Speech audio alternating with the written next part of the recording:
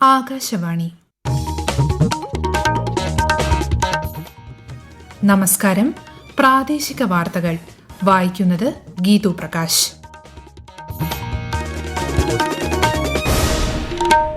പ്രധാന വാർത്തകൾ. സംസ്ഥാനത്ത് നിയമസഭാ തെരഞ്ഞെടുപ്പിനുള്ള പ്രചാരണം ഊർജിതമാക്കി മുന്നണികൾ. പ്രധാനമന്ത്രിയും മുതിർന്ന ബിജെപി നേതാവുമായ നരേന്ദ്രമോദി നാളെ പാലക്കാടും തൃശൂരും പ്രചാരണ പരിപാടികളിൽ പങ്കെടുക്കും. മുഖ്യമന്ത്രിയും മുതിർന്ന സിപിഐഎം നേതാവുമായ പിണറായി വിജയൻ ഇന്ന് പാലക്കാട് പ്രചാരണ പരിപാടികളിൽ പങ്കെടുക്കും. കോൺഗ്രസ് നേതാവ് ശശി തരൂർ നാളെ പാലക്കാട് പ്രചാരണ പരിപാടിയിൽ പങ്കെടുക്കും.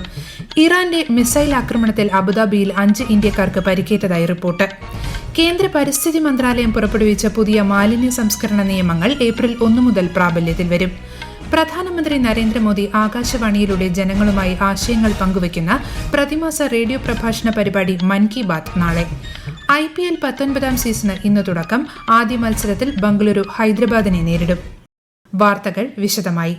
സംസ്ഥാനത്ത് തെരഞ്ഞെടുപ്പ് പ്രചാരണം ഊർജിതം. തെരഞ്ഞെടുപ്പ് പ്രചാരണത്തിനായി പ്രധാനമന്ത്രി നരേന്ദ്രമോദി അടക്കം വിവിധ മുന്നണി നേതാക്കൾ ഇന്നും നാളെയുമായി പാലക്കാട് പ്രചാരണത്തിനെത്തും. കൂടുതൽ വിവരങ്ങളുമായി ആകാശവാണി പാലക്കാട് ജില്ലാ പ്രതിനിധി ഫൈസൽ അലിമുത്ത്. LDF തെരഞ്ഞെടുപ്പ് പ്രചാരണത്തിന്റെ ഭാഗമായി മുഖ്യമന്ത്രി പിണറായി വിജയൻ രാവിലെ എലപ്പുള്ളിയിലെ പരിപാടിയിൽ പങ്കെടുത്തു. വൈകിട്ട് കടമ്പഴിപ്പുറം, കൊപ്പം, കൂറ്റനാട് എന്നിവിടങ്ങളിലെ പൊതുസമ്മേളനങ്ങളിലും മുഖ്യമന്ത്രി പ്രസംഗിക്കും. പ്രധാനമന്ത്രി നരേന്ദ്രമോദി നാളെ പാലക്കാട് കോട്ട മൈതാനത്ത് നടക്കുന്ന NDA തെരഞ്ഞെടുപ്പ് പൊതുസമ്മേളനത്തെ അഭിസംബോധന ചെയ്യും. മുതിർന്ന കോൺഗ്രസ് നേതാവ് ശശി തരൂർ MP UDF തെരഞ്ഞെടുപ്പ് പ്രചാരണത്തിന്റെ ഭാഗമായി നാളെ കോങ്ങാട് മണ്ഡലത്തിൽ പര്യടനം നടത്തും. വൈകിട്ട് 4-ന് തൃശൂർ സ്വരാജ് റൌണ്ടിലെ റോഡ് ഷോയിലും പ്രധാനമന്ത്രി പങ്കെടുക്കും. സുരക്ഷാ ക്രമീകരണത്തിന്റെ ഭാഗമായി തൃശൂർ കോർപ്പറേഷൻ പരിധിയിലെ എയർ സ്പേസിൽ പ്രൈവറ്റ് ഹെലികോപ്റ്റർ, ഡ്രോൺ, ഹാങ് ഗ്ലൈഡറുകൾ എന്നിവയുടെ ഉപയോഗം നാളെ ഉച്ചയ്ക്ക് 1 മണി മുതൽ വൈകിട്ട് 7 മണി വരെ നിരോധിച്ചുകൊണ്ട് ജില്ലാ കളക്ടർ ഉത്തരവിറക്കി. പരസ്യ പ്രചാരണം അവസാനിക്കാൻ 11 ദിവസം ശേഷിക്കെ തെരഞ്ഞെടുപ്പ് പ്രചാരണം ഊർജിതമാക്കിയിരിക്കുകയാണ് മുന്നണികൾ. 9-നാണ് വോട്ടെടുപ്പ്. വോട്ടെണ്ണൽ മെയ് 4-ന് നടക്കും. കഴക്കൂട്ടം നിയമസഭാ മണ്ഡലം NDA സ്ഥാനാർത്ഥി V. മുരളീധരന്റെ തെരഞ്ഞെടുപ്പ് കൺവെൻഷൻ മുൻ കേന്ദ്രമന്ത്രി സ്മൃതി ഇറാനി ഇന്ന് വൈകിട്ട് തിരുവനന്തപുരം ഉള്ളൂരിൽ ഉദ്ഘാടനം ചെയ്യും. പ്രതിപക്ഷ നേതാവ് VD സതീശൻ ഇന്നലെ തിരുവനന്തപുരം മണ്ഡലം UDF സ്ഥാനാർത്ഥി CP ജോണിന്റെ പ്രചാരണ പരിപാടിയിൽ പങ്കെടുത്തിരുന്നു. നിയമസഭാ തെരഞ്ഞെടുപ്പിൽ പോസ്റ്റൽ വോട്ടിന് 2 തരം ക്രമീകരണം. പോളിംഗ് ചുമതലയുള്ള ജീവനക്കാർക്ക് അവർ ജോലി ചെയ്യുന്ന നിയോജക മണ്ഡലങ്ങളിൽ പോസ്റ്റൽ വോട്ട് ചെയ്യാൻ വോട്ടർ ഫെസിലിറ്റേഷൻ സെന്ററുകൾ സജ്ജമാക്കും. വിശദാംശങ്ങളിലേക്ക്. വോട്ട് ചെയ്ത് തപാലിൽ അയക്കുന്ന രീതി ഇത്തവണ ഉണ്ടാകില്ല. അവശ്യ സേവന വിഭാഗത്തിൽപ്പെട്ടവർക്ക് വോട്ട് ചെയ്യാൻ ഇത്തവണ സ്വന്തം നിയോജക മണ്ഡലങ്ങളിൽ പോസ്റ്റൽ വോട്ടിംഗ് സെന്ററുകൾ ഒരുക്കും. പോളിംഗ് ചുമതലയുള്ള ജീവനക്കാർക്ക് പോസ്റ്റൽ വോട്ടിന് ഫോം 12 ഏപ്രിൽ 2 വരെ അപേക്ഷിക്കാം. ഡ്യൂട്ടിയുള്ള നിയമസഭാ മണ്ഡലത്തിലായിരിക്കും വോട്ട് ചെയ്യുന്നതിനുള്ള ഫെസിലിറ്റേഷൻ സെന്റർ. 31 മുതൽ ഏപ്രിൽ 8 വരെ വോട്ട് ചെയ്യാം. ബാലറ്റിലായിരിക്കും വോട്ട് രേഖപ്പെടുത്തേണ്ടത്. പോളിംഗ് ബൂത്തിൽ ഉണ്ടാകുന്ന എല്ലാ ക്രമീകരണങ്ങളും ഈ സെന്ററുകളിലും ഉണ്ടാകും. വോട്ട് ചെയ്യാൻ വോട്ടർ ID കാർഡ്, ഇലക്ഷൻ ഡ്യൂട്ടിക്ക് പോസ്റ്റ് ചെയ്ത ഉത്തരവ് എന്നിവ ഹാജരാക്കണം. News desk Akashvani. CPIM general secretary MA Baby, Congress working committee അംഗം രമേശ് ചെന്നിത്തല എന്നിവർ ഇന്ന് കണ്ണൂർ ജില്ലയിലെ വിവിധയിടങ്ങളിൽ തെരഞ്ഞെടുപ്പ് പ്രചാരണ പരിപാടികളിൽ പങ്കെടുക്കും. NDA സ്ഥാനാർത്ഥികളുടെ പ്രചാരണാർത്ഥം ദേശീയ നേതാക്കൾ വരും ദിവസങ്ങളിൽ കണ്ണൂരിലെത്തും. യുവജനങ്ങളിലെ വോട്ടിംഗ് ശതമാനം വർദ്ധിപ്പിക്കാൻ ലക്ഷ്യമിട്ട് തെരഞ്ഞെടുപ്പ് കമ്മീഷൻ സംഘടിപ്പിക്കുന്ന എന്റെ വോട്ട് എന്റെ ശക്തി സംസ്ഥാനതല പ്രചാരണ പരിപാടിക്ക് ഇന്ന് തുടക്കമാകും.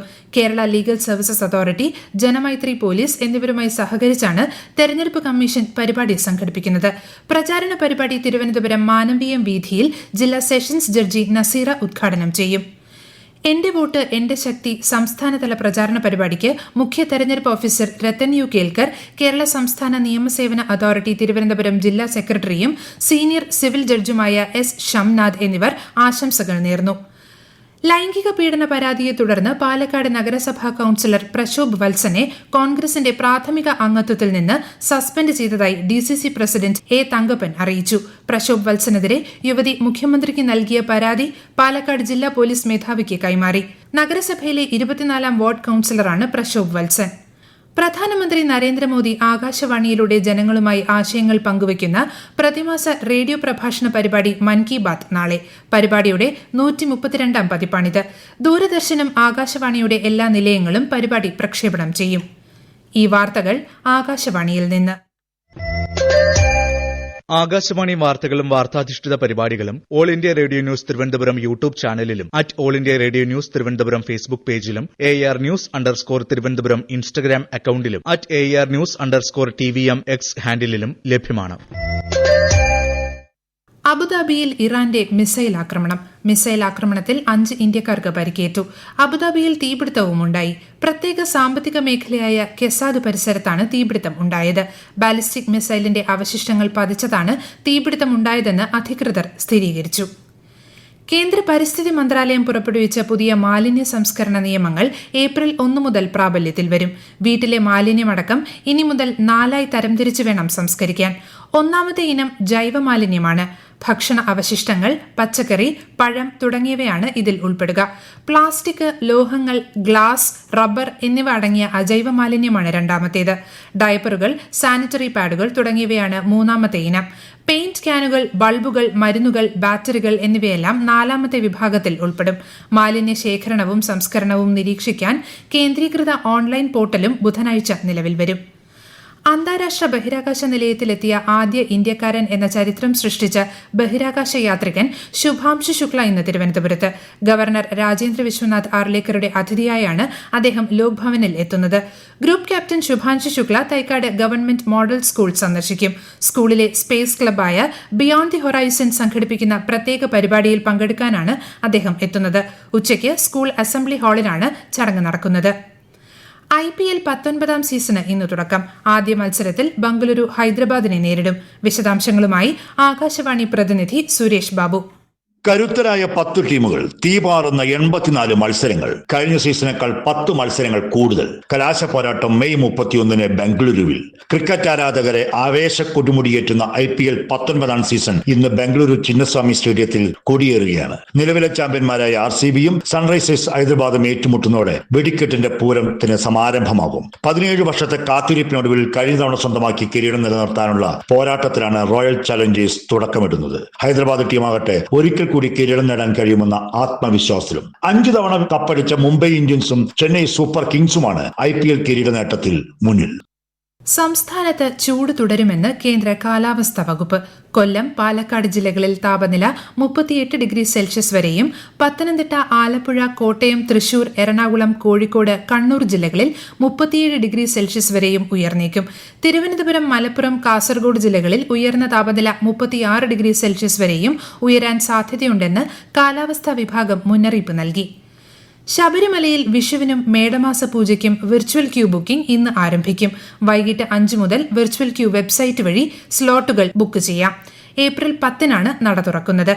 സ്വർണ്ണവില കൂടി. ഗ്രാമിന് 230 രൂപ വർദ്ധിച്ച് 13,575 രൂപയും പവന് 1,840 രൂപ ഉയർന്ന് 1,80,600 രൂപയുമാണ് ഇന്നത്തെ വില.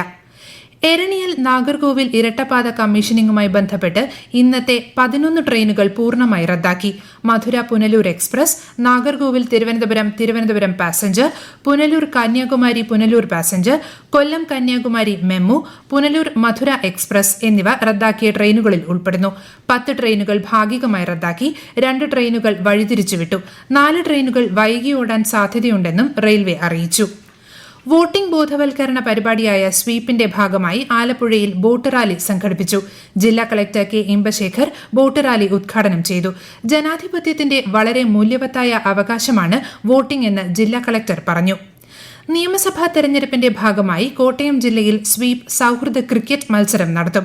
ജില്ലയിൽ 100% പോളിംഗ് ലക്ഷ്യമിട്ട് നടത്തുന്ന പ്രചാരണ പ്രവർത്തനങ്ങളുടെ ഭാഗമായി ജില്ലാ കളക്ടർ ചേതൻ കുമാർ മീണയും അണ്ടർ 19 ക്രിക്കറ്റ് ലോകകപ്പ് നേടിയ ഇന്ത്യൻ ടീം അംഗം ആരോൺ ജോർജും ഇന്ന് കളിക്കളത്തിൽ ഇറങ്ങും.